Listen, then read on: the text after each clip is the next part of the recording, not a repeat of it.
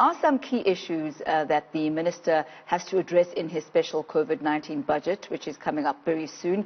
Now, these include the deepening debt that the country is acquiring, the collection of debt, COVID-19 spending, there's a widening budget deficit, as well as state-owned entities, and we did discuss that with Xolani a bit earlier on today. But for more on these topics, we are joined by our economic contributor, Ayabonga Cawe. A very good afternoon to you, Aya. Lovely to have you with us. And Xolani and I were just saying that, you know, there's enough social distancing here in the studio. You really ought to have been with us. There really is enough space for us all. But perhaps let's go straight into the business of the day as far as the upcoming presentation by the Minister. Now, as far as weak revenue collections are concerned, just under 300 billion rand is expected in the revenue shortfall. And this pushes out many of the forecasts in the earlier February budget, as well as the circumstances for the space for expenditure increases. Talk to us around that. Well, afternoon to you, Tammy, and afternoon to Xolani there in the studio. I certainly hope I can join you maybe for the medium-term budget statement in October. Hopefully the situation will have changed by then.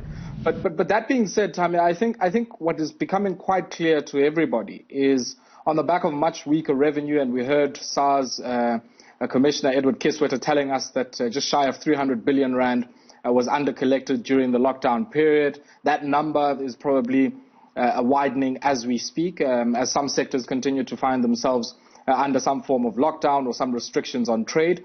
But you add to that, Tammy, the increasing burden now, or I shouldn't call it a burden, but obligation and expectation to spend in order to, I guess, grapple with a new normal. We've seen schools getting a deep clean. We've seen taxi ranks getting the same. We've seen many calls coming through from many an industry asking for some kind of income relief and support from the government, and all of those things cost money. And I think the big balancing act that Tito Mboweni is going to have to strike this afternoon is how do you continue to spend in the areas that can boost the long-run growth potential of the South African economy, while really reviewing expenditure on underperforming programs, reallocating that money, and doing so in a context of a very unprecedented environment, probably the biggest depression we've seen since the 1930s. And you add to that, I guess, the wartime kind of climate that we have, which certainly requires large fiscal spending. And I think the other issue, and you were touching on this with Xolani earlier on in the debate on SOEs, is around debt sustainability. We've heard some predictions that our debt might reach 80% on that debt to GDP measure. That's going to have massive implications on the operational expenditure side in terms of the servicing of that through interest. And if you think about that, that crowds out Tammy, money that could have been spent on upgrade of infrastructure, that could have been spent on the maintenance of that infrastructure, and money that could really be put into much needed social infrastructure in many of our communities, where we're starting to see protests around lack of water. We saw something similar in Kwakwa earlier on in the week. And all of these are pointers to the unfolding crisis at a local government level. And I think it's going to be a sad day if we're going to see what we saw in February, where the big cuts were shouldered largely by intergovernmental transfers, which is the money that goes to municipalities to make sure that water comes out of the taps and that the lights go on. You know, before we even move forward, I want to be very elementary here and ask for a definition of debt to GDP ratio, because, you know, oftentimes we go ahead with the assumption that all of our listeners understand the terminology of what debt to GDP ratio is. Break that down for us and tell us why that's important.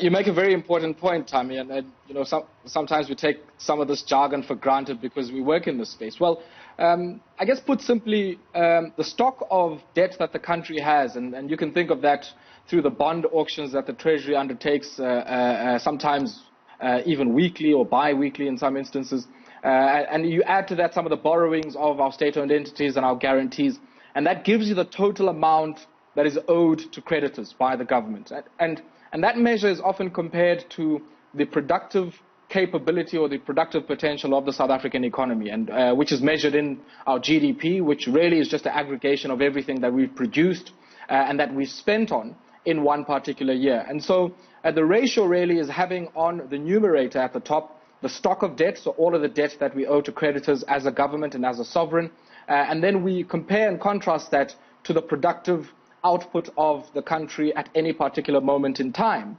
And the reason why we do that is because it gives us a clear sense of the ability of our economy to take on debt, and by extension, the ability of our economy to service that debt. As you can imagine, if the denominator is getting weaker and weaker and smaller, as we've seen with some of the forecasts, then whatever debt you take on has much larger implications because it takes up proportionally a larger chunk of whatever money that you're making. And all of the money we make is heavily reliant, Tami, on the ability to grow our economy, because if the economy is not growing and there's no activity, then that means you're not collecting any tax revenue. Ayabonga, talking about debt, Eskom is, in debt to the tune of 450 billion rand. What will happen to the medium-term allocations?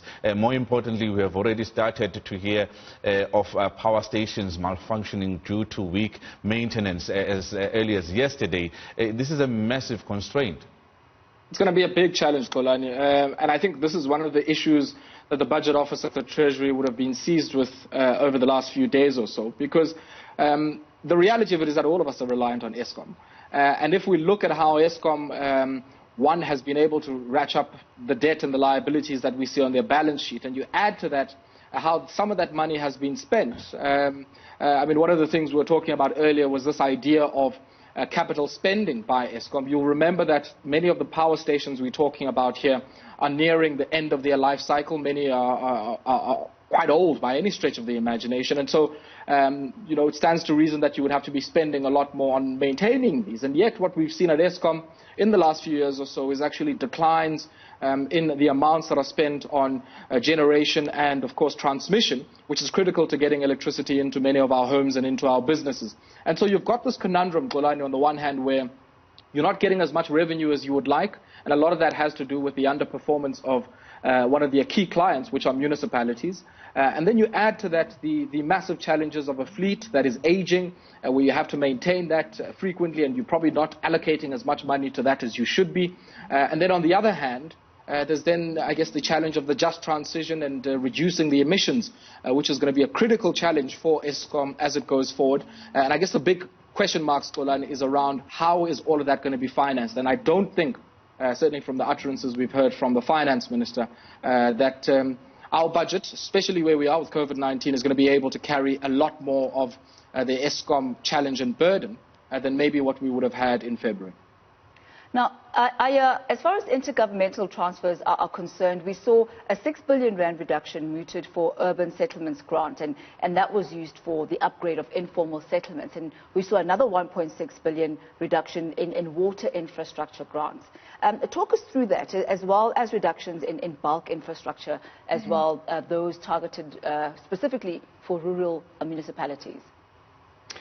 So one of the things we always look at time when the budget comes out is what is called the division of revenue bill, because we have a system in our country of cooperative governance where there's a devolution of revenue-raising powers to different tiers of government. And so that then explains why you have allocations going to provinces and then going to district and local municipalities.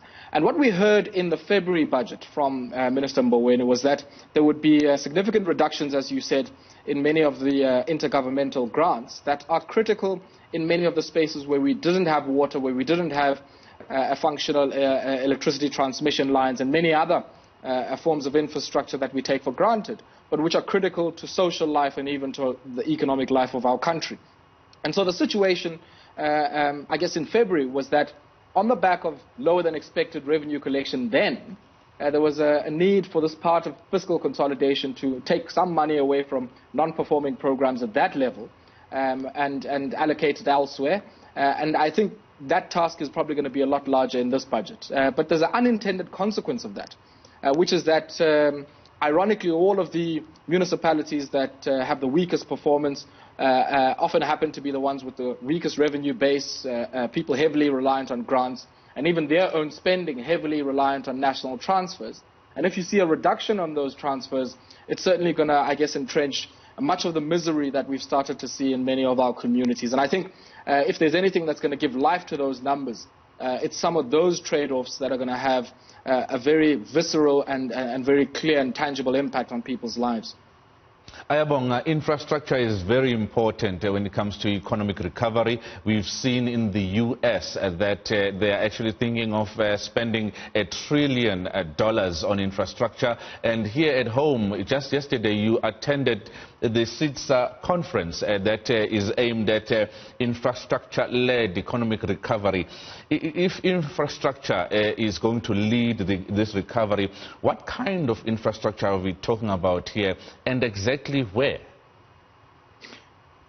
I mean, I think you raise an important point, Kolani, and when we talk about structural reforms in our economy, one of those is really ensuring that we dispatch and invest in infrastructure in a manner that overcomes the historic imbalances in the, I guess, implementation of infrastructure across our country and historic patterns of underdevelopment.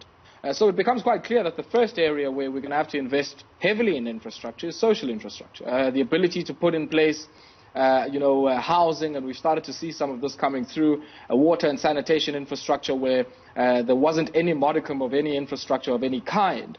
And I think some of those things are critical to the stimulus. They are critical to the third phase that the President has spoken about, because they have jobs. If you look at the employment intensity, Kolani, and the ability of elementary and even, I guess, more critical and advanced actions in the construction sector, and the ability to employ those who have limited and no skill, as we saw in the numbers that came through yesterday, that's going to be critical. Because what it also does is that, aside from just giving you employment during the construction and even maybe the repair and the maintenance phase, it also improves the long-run growth potential of your economy. And if we think about economic infrastructure, we think about road, rail, our port infrastructure, and even within the context of the oceans economy. Those are some of the things that we're going to have to unlock and really resource and underwrite during this critical moment in order for us to be able to grapple with the new normal and the new economy. I think the last issue, Kolani, having said social and economic infrastructure is needed, is that this infrastructure can't be built the old way. We have to build infrastructure now that responds to two critical challenges. One is the planetary crisis as manifested by climate change, and how do we make sure that how we build is climate responsive, it's climate sensitive. Might be COVID-19 now, but we're going to have a lot of climate crises coming through down the line. And then I think the second thing is you've got to build infrastructure that allows you to connect people into the digital highway of the present and the future. And so don't go now and build a human settlement where you have no fiber connection or even any micro console that allows some connectivity, when you know we are moving towards a more digitized economy. And I think if we can do some of those things differently and put in a strong stimulus through infrastructure, I think we'll be able to navigate some of the immediate challenges, but also lay the basis for future rounds of growth. Time is pressing heavily on our side right now, but I mean, you are going to be with us throughout the rest of the day.